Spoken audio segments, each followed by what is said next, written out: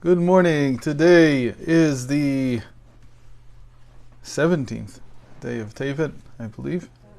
And it's also the 29th of December. We're up to the 6th reading of Parashat Vayechi, the final portion in the book of Genesis. We finished the book of Genesis this Shabbat, and so it's called Shabbat Chazak.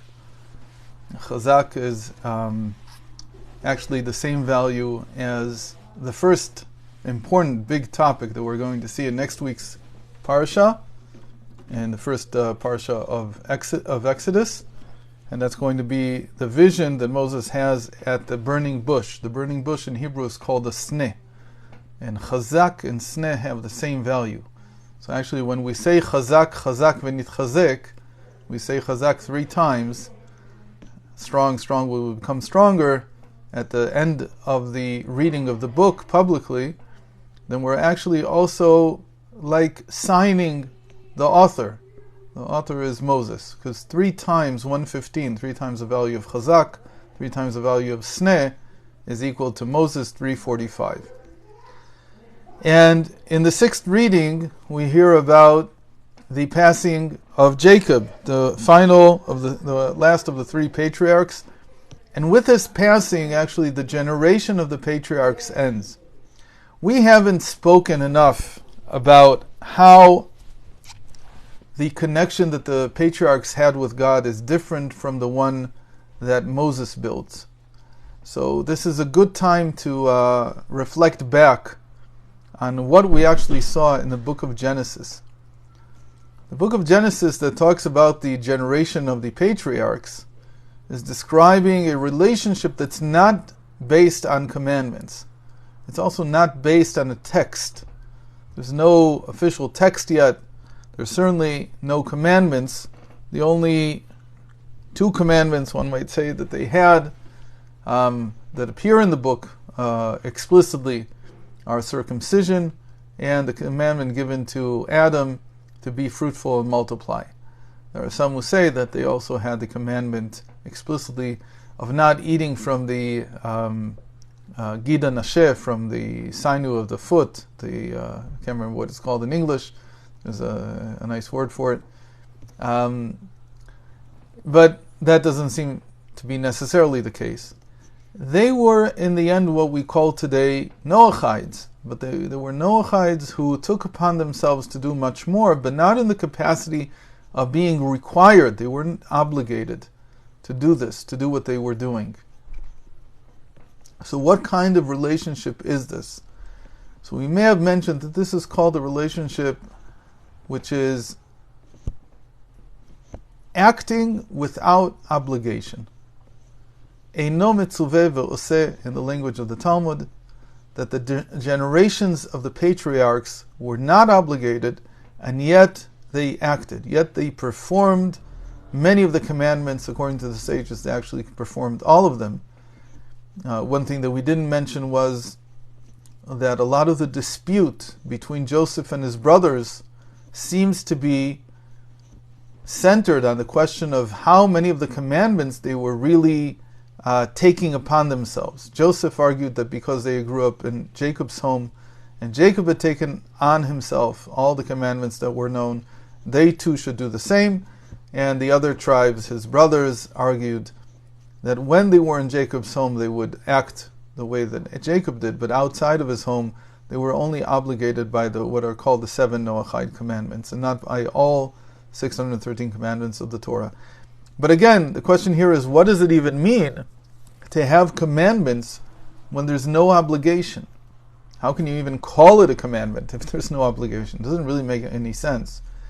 So for that, we need to enter into a topic called natural consciousness. And what is this natural consciousness?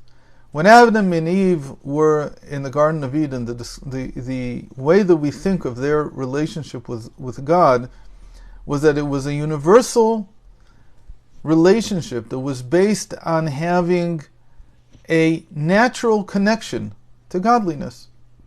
What kind of connection was it? It was based on certain things. They had what seems to be one commandment, that they could not eat from the tree of knowledge, but they could eat from the other trees.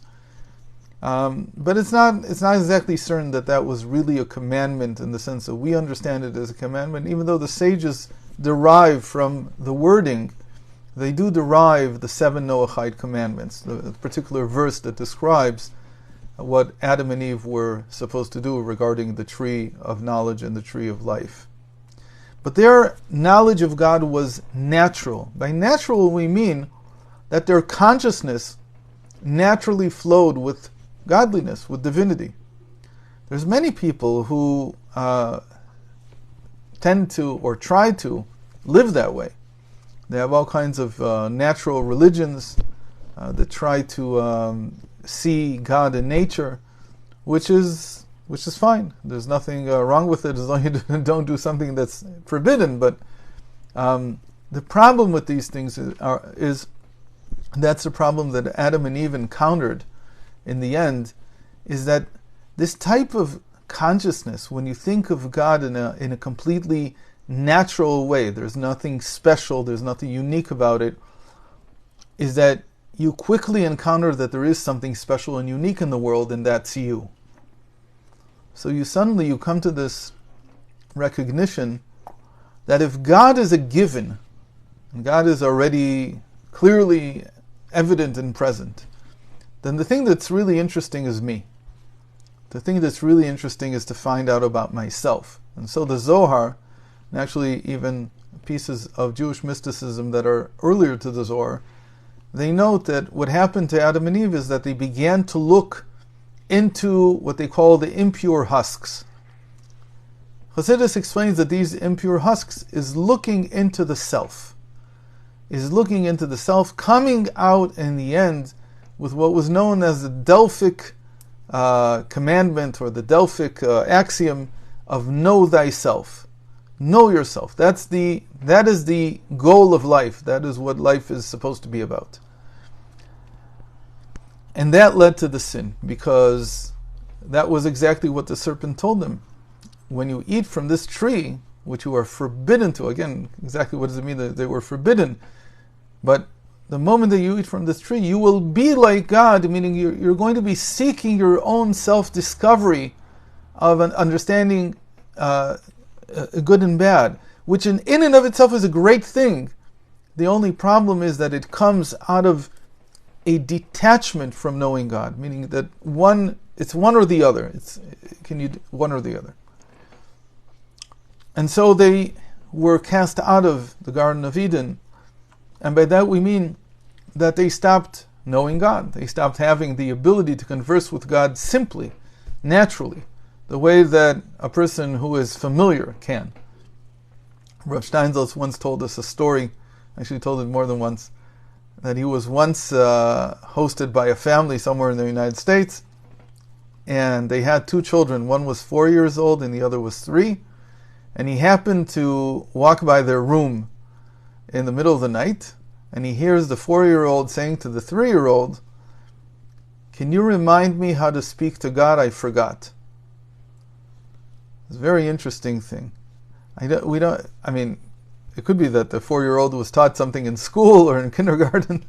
This is how you talk to God. But to ask the 3-year-old, so he says what he understood was that the 3-year-old still had the memory of what it means to naturally flow with godliness.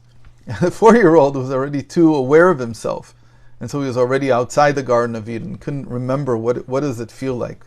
And so they're cast out, and there's a search to find again this connection with godliness, and that's the search that the patriarchs conducted, and Abraham broke through the noise, let's call it, and he realized that the way to break free of the unending interest in ourselves is to feel commanded, is to feel obligated.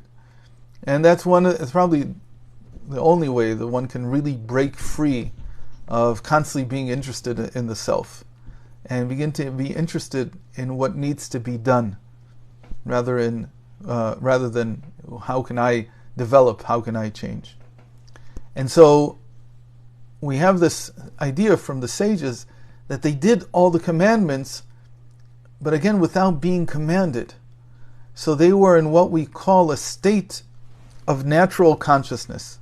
They knew what needed to be done, but they didn't feel obligated. They did it because they felt that this was the right way for a human being to be. Moses' whole direction is completely different. He's what we call divine consciousness, not natural consciousness. Moses comes to heal this problem of self-knowledge by actually bringing down the Torah with its commandments. From that moment on, everything is different. It's no longer performing the commandments of the Torah is no longer a voyage of discovery of God. It actually becomes a voyage of obligation. It becomes something else. But Hasidus, the Hasidic movement talks a lot about the shift that happens at the end of days, that there is a return to the natural consciousness of the patriarchs, and that's what Maimonides quotes, and many quote this from the Talmud, that at the end of time we will no longer be obligated by the commandments. How will that happen? So it says that once the resurrection of the dead happens, the people who come back to life are no longer obligated. In a very important discourse, the Lubavitcher Rebbe explained this way. He said, it's not that people will not perform the commandments, it's just that they won't be obligated. They will do so because they will feel that it is natural. That is natural consciousness, meaning that I do things exactly how they should be done, but not because of some psychological pressure on myself or some social pressure or even religious pressure. It comes out of the fact that I feel that this is the way that a human being should act. So as we close the book of Genesis and we turn now to the book of Exodus from next week and on, we're moving from this state of natural consciousness, of not being obligated and performing the commandments, to discovering Moses' whole plan, which is completely different. And he's going to come down with the Torah in hand. He's going to come down with the obligation, with the command, a completely different set of rules that we call this divine consciousness. It's a different way of detaching from the self. It works by the fact that God above is commanding me, as opposed to the patriarchs who were not commanded by God above, but they understood the value of doing things, of acting, that would take away from the mind's,